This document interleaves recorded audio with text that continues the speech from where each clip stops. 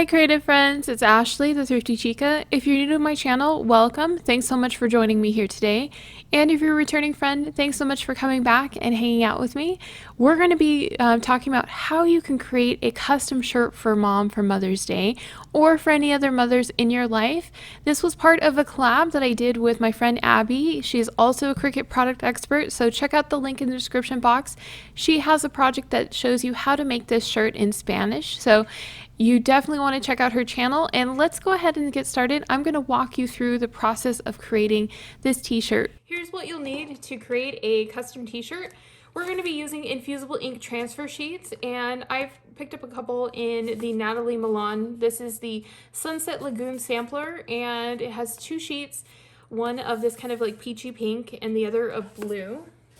Or if you have a full-size machine and you want to use it, you can use the watercolor patterns from Natalie Milan, and it'll give you the same color set on that. So this is really great because it's a custom way that you can make a t-shirt that matches this mug from the other video. So if you enjoyed the Mother's Day mug from this other video, this t-shirt will match with it. So we're going to go ahead and create with this. If you want to follow along with this project, check out the link in the description box. It'll take you directly to the project as well. And if you're curious about what sizing to create this project at, I have a free downloadable guide that will give you sizing recommendations for each t-shirt size. So check that out. You can download it and keep it forever. Let's go ahead and start creating. So the first step is to take your infusible ink out of the box. You'll notice that it is enclosed in a black bag. The reason for this is to protect it from heat and light. Specifically, infusible ink is heat activated, so it's always best to store it when it's not in use inside the box, and if you save this little sheet, it definitely helps too. So we're going to go ahead and pull out the first sheet. So on the project, it tells us to load the pink sheet in first. So we're going to do 2 sheets of the pink one and then 1 of the blue. So I'm going to load this one in. If you take a look at your infusible ink, you'll notice that it has 2 sides to it. One is a side with all of the ink coloring, and the other side is a shiny side. This is actually a sticker backing, so when we cut this on here, it will adhere to the backing. So make sure to place it so that it's inked side up, so the ink is facing you, and that your hands are clean and dry before you apply it to your mat. It's a lot easier with this if you use the standard grip mat, which is the green mat, but I'm using the blue mat because it's pretty new, so it has enough stick. So let's go ahead and load this into the machine. Make sure that you've turned the mirror option on, and that way it reverses the design before you cut it.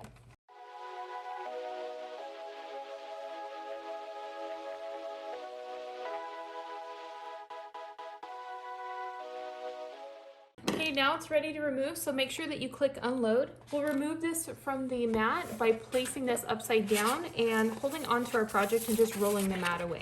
Take your next sheet of the pink from the other box of infusible ink, and we're going to do the same thing as before. We'll just make sure to apply it to our mat with the ink side facing up.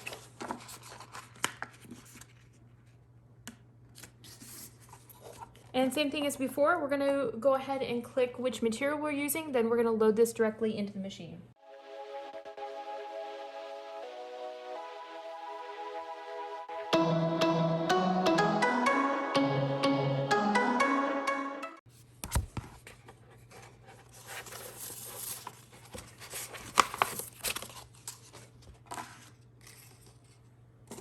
And we're going to be breaking out the blue sheet on this one.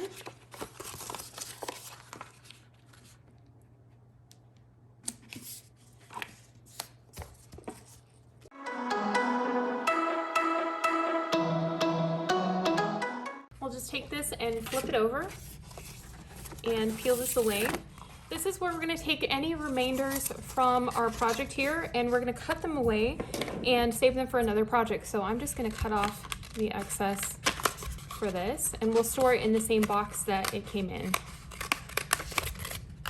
Smaller pieces like this are perfect to save for projects like mugs and to use for later. So don't be afraid to save the little scraps as long as you can keep them organized someplace that you can use.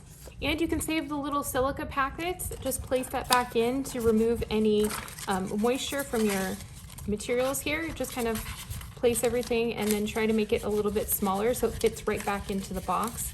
and save it for later. Now we're ready to weed our project. Whenever you're working with infusible ink, keep in mind that it's better if you have your hands away from the design itself. I try to work with my fingers around the outside of the design, and you'll notice that it creates kind of an imprint on here. You won't see anything usually on the other side too much, just a slight indent. So what we'll do is we're gonna do what's kind of called cracking the design. You'll hear it when you start kind of rolling this in your hands. It'll start making cracking noises, and that just indicates that it's separating from the backing. So the key to knowing if your infusible ink is ready to be removed from the background is just when you start hearing that noise and it comes away freely from the background.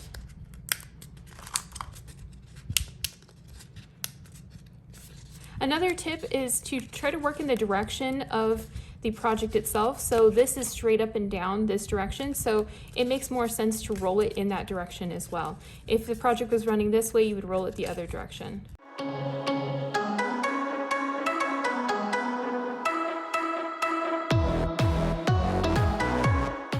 When you're ready, you'll just start at a corner and you'll get to where the tape is. So hold the tape back and start pulling on the paper feeling part here.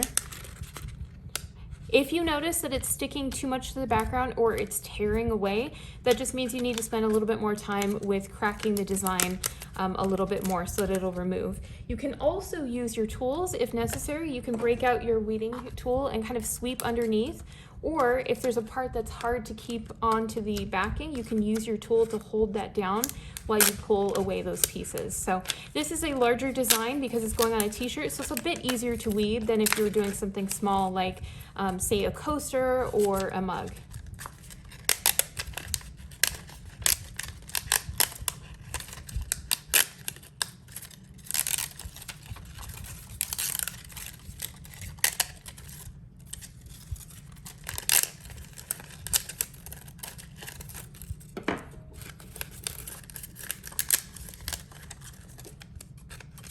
When you get to a part where there's a center portion to weed, what you'll want to do is just take your finger underneath it and kind of bend it around your finger. You'll see it kind of lift up a little bit. You can use your tool to sweep up underneath that section and just peel away the center portions. And here's a good example of this. As you can see, it tried to tear a little bit with that paper section. So I'm just going back in here again and just loosening it up from the background, and then it pops right off. So that section that was going to tear is completely clean because I went back in and spent a little bit more time with it. So we have that section weeded. We're going to leave it tape side up in the back here and work on our next piece.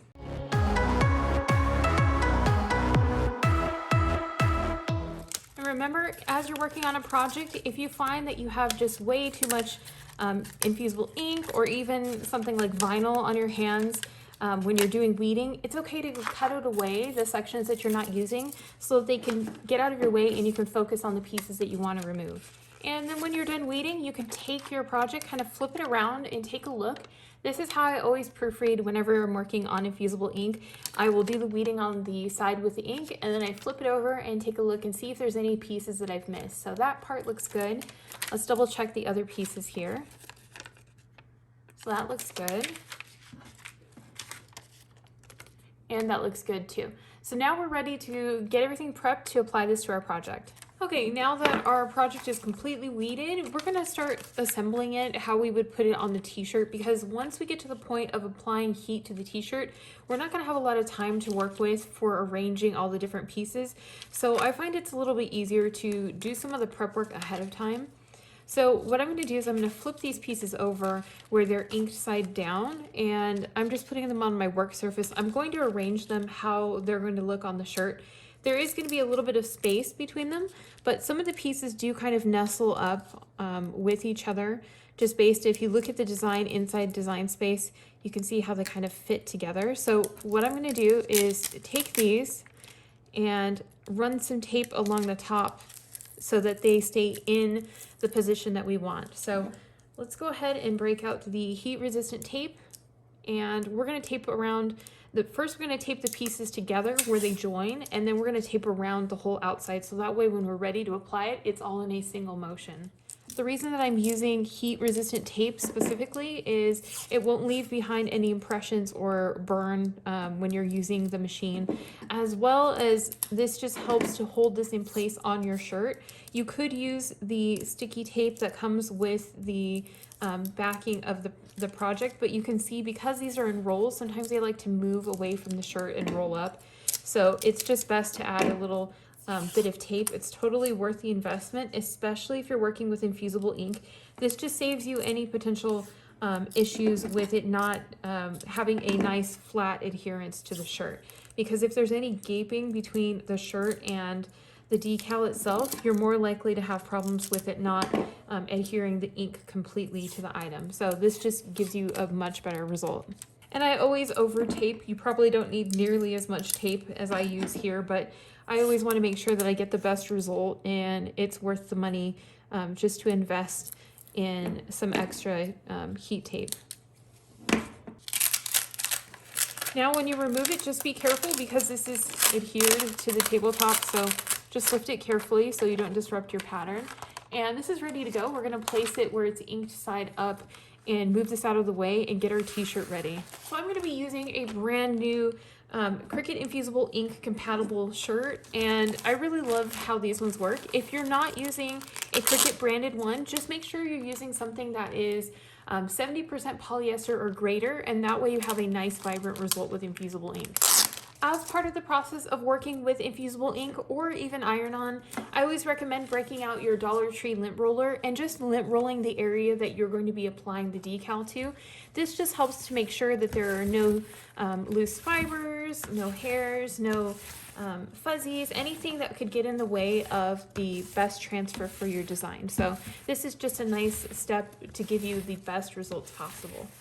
Whenever you're working with infusible ink, you'll want to make sure that you're using an easy press mat.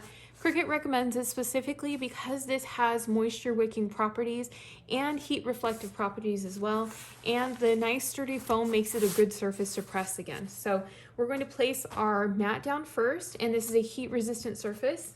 So we'll take your shirt and you'll place either a layer of white cardstock inside, or you can place 4 layers of parchment or butcher paper inside. And the reason for this is it provides a protective layer inside the shirt that protects the bottom layers from getting the ink absorbed all the way through. So this just helps it to stop at that layer. So take that layer, and then we're also going to make sure that we have flattened out our project and that it doesn't have any major wrinkles or anything that would interfere with it. Whenever you have a lot of texture on an item, infusible ink doesn't bind as well because there'll be gaps in between the ink and the project itself. So let's go ahead and get this all prepped and ready to go. We're also going to make sure that we set the correct time and temperature for our project. I'm using the Easy Press 2 in the 12 by 10 size. You can always use the smaller machines if you're working on a smaller decal, but because this is quite a large decal, I'm using the bigger press for it. I went to Cricut's heat guide, and you can find the link in the description box. It'll tell you the exact time and temperature, but for this project, it's going to be 385 degrees, so I'm going to go ahead and set this to 385. And then the time, we're going to be doing a 15-second prep on the shirt, and then we're going to work on it for 40 seconds with light pressure. So I'm gonna go ahead and let this warm up. I'm gonna move this out of the way, let it warm up, and then we'll start getting our shirt ready. So while the press heats up, we'll think about where we're going to be pressing this. We're gonna be taking a look at our shirt. Because this is a V-neck type of shirt, we're only going to go down probably about 1 inch from the V-neck. If you were using something like a crew neck, you could go 2 to 3 inches down on an adult size shirt. I have a link in the description box that will give you my free downloadable guide that you can use for reference on placement for shirts. We're going to take our decal and just kind of take a look at it and see exactly where you think it's going to look the best. Generally, you want your decals to be up towards the center of the chest. So because this is a V-neck, it will be placed pretty high on there.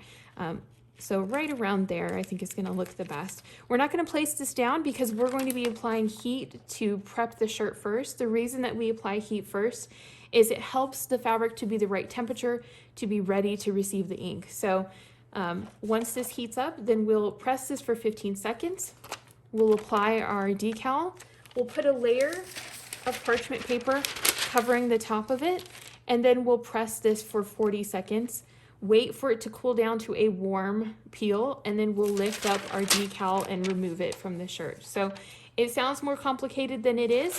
You're really just gonna have your easy press mat, your shirt with either 4 layers of parchment paper or white cardstock, your decal, a layer on top of it, your press for the amount of time given, and then we're gonna take all this off and let it cool down to the point that we need. So I'm gonna just remove this for now. The press is almost heated up. But once we start going, it goes pretty quickly. You'll find this is a very fast project once you're used to creating with infusible ink. Something also to keep in mind is take a look at how your design is oriented. So this is a longer design than it is tall. So for this, I'll make sure that I have my press oriented so that the longer section follows the longer portion here. So if you're making a taller decal rather than wide, you can always flip your press this direction rather than having it straight on. Our machine is ready, so let's go ahead. We're gonna press this for 15 seconds, then we're going to apply our decal, and then we're gonna press it for 40 seconds. So I'm just gonna place this exactly where I would be placing the decal. We're gonna hold this with light pressure and give this 15 seconds.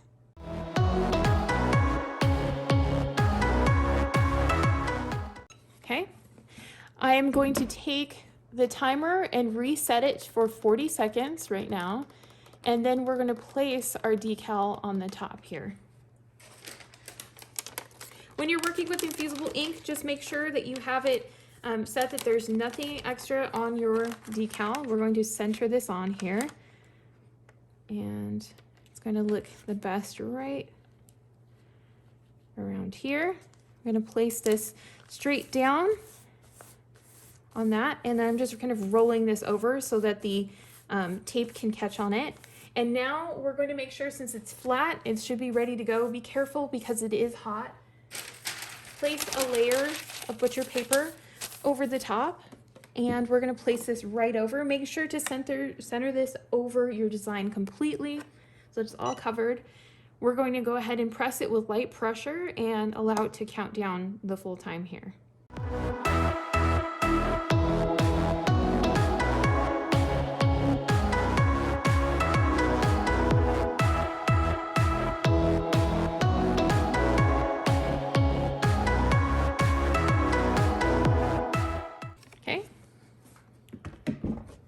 And we'll remove our paper. We're going to allow this to cool down to the point where it is a warm peel rather than a hot peel. There's a hot peel, a warm peel, and a cool peel. Hot peel, you do not want to touch anything when it's just freshly done. A cool peel is if you let it cool down completely. A warm peel is if you give it some time to cool down to where it's safe for you to remove the tape. So it'll still be warm, but not so warm that it should harm you. Okay, so this is cooled down enough that we can remove it. It's not completely cooled down, but it's mostly cooled down. It's just warm now at this point. So I'm gonna go ahead and start lifting up on the tape so we can take a look at our design here.